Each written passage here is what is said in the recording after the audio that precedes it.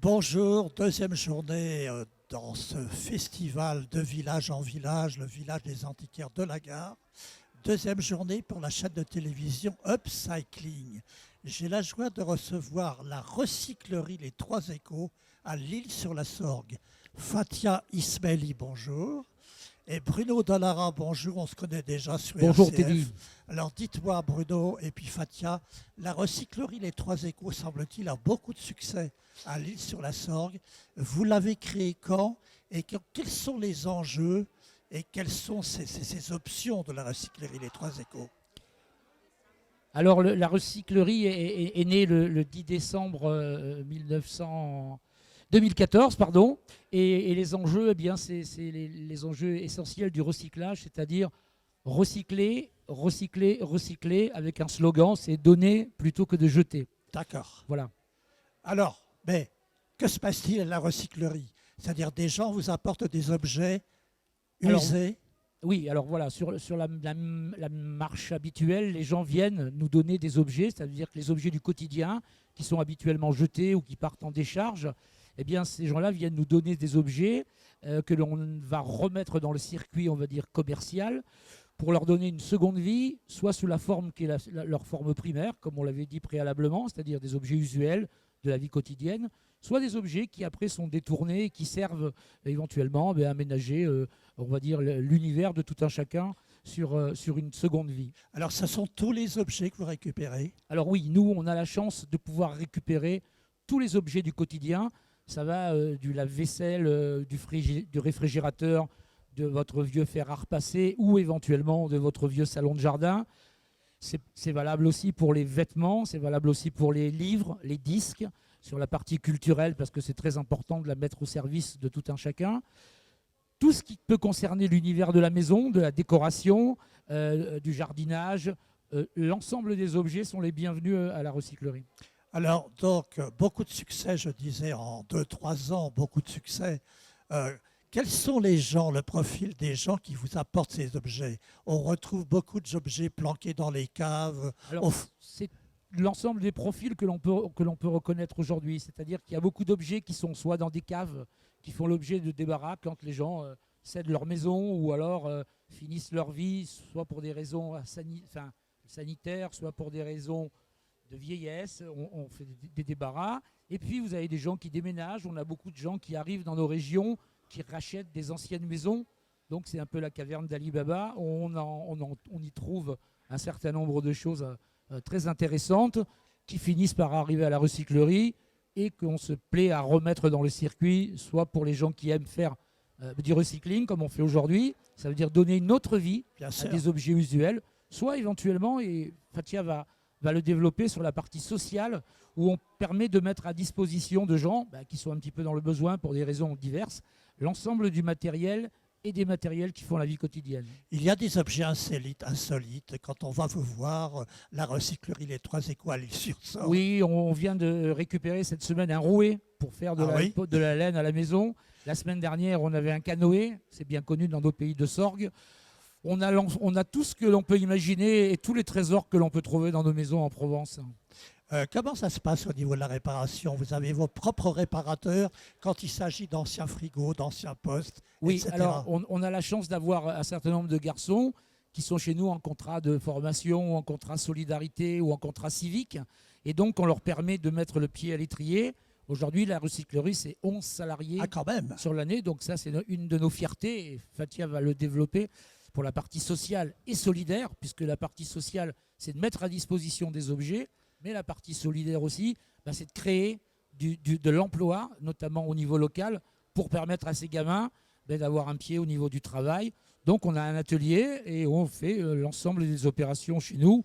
On nettoie, on démonte, on répare, on recycle. Ce matin, avant de venir vous rejoindre, j'ai encore fait une machine à laver la vaisselle et une machine à laver le linge pour un des clients qui l'a pris cet après-midi. Donc voilà, c'est un service qui se fait au quotidien, quoi. Fatia, prenez le micro. Vous êtes la directrice fondatrice de la recyclerie Les Trois Échos. Oui, on parlait beaucoup de l'insertion sociale, du social. Comment ça se passe? Les gens qui viennent travailler, ce sont des gens qui sont un peu au bord de la route et que vous allez recycler justement pour qu'ils retrouvent un peu de formation. Oui, tout à fait. C'est des gens qui sont éloignés de l'emploi, des gens qui ont eu des accidents de la vie. Donc, ça leur permet de revenir sur la vie active. Donc, avec des contrats aidés, bien sûr, mais il y en a qu'on a pérennisés, qui ont fini un CDI. Moi, je voudrais revenir sur la partie sociale parce que la recyclerie existe pour une bonne raison. Le recyclage, oui, mais ce n'était pas la première chose qu'on voulait faire. Je travaillais au centre social de la ville de L'Isle-sur-Sorgue pendant 12 ans et j'accompagnais des familles en grande précarité. Donc, on ne pouvait pas avoir tout de suite, il fallait des dossiers, il fallait, voilà. Et la recyclerie s'engage, dès qu'on a une fiche de liaison que j'ai mis en place qui est interne, avec les services sociaux, dans les 48 heures, à fournir à la famille gratuitement toutes les choses dont elle a besoin. Donc, c'est 50% des dons qui sont donnés à la recyclerie de 3 échos qui sont reversés gratuitement à des familles. Et ça, c'était important de le mettre en avant. Ah oui, c'est très très important. Donc vous êtes à 10-12 personnes. Aujourd'hui, on est 12 salariés et 4 services civiques. Quand on dit actuellement période très très difficile en matière économique, hein, quels sont les gens qui viennent vous voir? Parce qu'effectivement, vous revendez les objets, mais à un prix très très bas. C'est ça le côté positif. Les gens qui viennent vous voir, c'est des fouineurs ou ce sont aussi des gens dans le besoin? Alors, on a des gens dans le besoin qui ne s'habillent en vêtements que chez nous, en vaisselle que chez nous.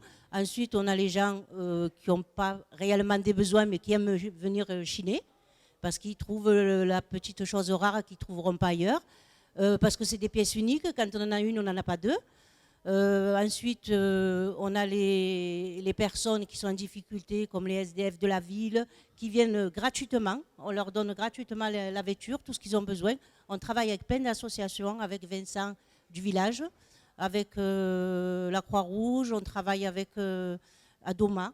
Voilà. Donc, on fait aussi des camions. On part quand il y a des besoins, comme dans l'Aude, où il y a eu les inondations. Chaque fois qu'il y a quelque chose de social, les 3 échos répondent présents. C'est superbe cette action. Bruno, reprenez le micro. Bruno, quand on vient vous voir, donc, vous parliez de lave-linge réparé, etc. Donc je ne peux pas venir chez vous. Mon lave-linge est en réparation pour le récupérer ensuite. Non, pour le moment, on n'a pas développé encore de café réparation comme on voudrait éventuellement le faire. C'est quelque chose, voilà, le Covid, la partie sanitaire aujourd'hui nous a un petit peu abrimé dans ce genre de choses, mais c'est éventuellement quelque chose qui peut être une nouvelle activité pour la recyclerie dans les temps qui vont venir. Le but aujourd'hui, c'est quand même d'éviter de jeter, et ça, c'est très important dans les moments qui sont les nôtres, notamment ces pressions sociales aujourd'hui. Comme disait Fatia, il y a une partie de gens qui ont des difficultés économiques, certains. Il y a aussi beaucoup de gens qui veulent donner une autre vie à leur machine à laver la vaisselle pour en faire, que sais-je, un aquarium ou des choses qu'on pourrait faire à l'extérieur. Et donc, tout ça, c'est quelque chose qui se met en place. Il n'est pas impossible qu'à terme, on fasse une activité, évidemment, de dépannage ou d'incitation à apprendre, notamment au niveau des femmes qui sont seules, pour apprendre à dépanner, à poser une ampoule ou à changer éventuellement un lampadaire. Pour le moment, ce n'est pas le cas, mais ça nous tient un petit peu à cœur aussi. On peut vous trouver où à l'Île-sur-la-Sorgue? Eh bien, on est dans la zone industrielle, avenue Louis Boudin, tout au fond de la zone. Donc, c'est très simple. Les gens qui connaissent l'île, vous allez sur la grande route, c'est-à-dire la Nationale 100, à hauteur de Bazarland. Vous tournez sur votre gauche et puis vous allez tout au bout, avant que la campagne ne se finisse. Et le dernier bâtiment, eh bien, c'est la recyclerie. Vous avez un site ou pas? Alors, on a un site on a une page Facebook, on a une boutique en ligne aussi, qui marche très bien et qui est très, très, très bien achalandée, qui permet aux gens de voir des petites pièces qui sont un petit peu plus difficiles de mettre en boutique. Et puis, on a, je dirais, aussi une activité générale sur l'ensemble des réseaux sociaux. Merci infiniment. On vous retrouvera, j'espère, ici en novembre pour notre 2e festival très important, Upcycling, ici dans ce même espace superbe. Merci Fatia, merci Bruno pour votre engagement. On va aller vous voir. Moi, je recherche, vous savez ce que je recherche, mais aussi des vieux 33 tours. Ça peut beaucoup m'intéresser. Merci beaucoup.